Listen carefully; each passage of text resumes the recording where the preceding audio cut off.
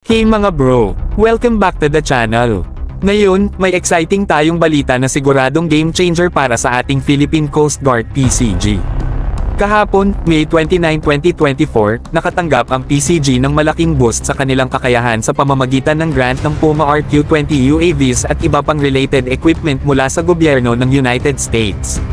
Ang turnover ceremony na ito, na ginanap sa National Headquarters, Port Area, Manila, ay patunay ng lumalalim na partnership sa pagitan ng ating mga bansa.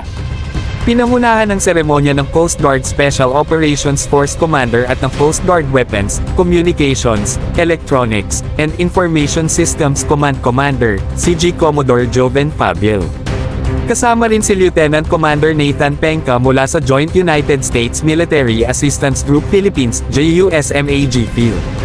Ang presensya ng mga top officials na ito ay nagpapakita ng kahalagahan ng event na ito at ng mataas na antas ng pangangailangan para mapalakas ang ating maritime security. Ngayon, pag-usapan natin ang Puma RQ-20 UAVs. Hindi lang ito basta mga drone, sophisticated at high-tech ang mga ito, mga bro.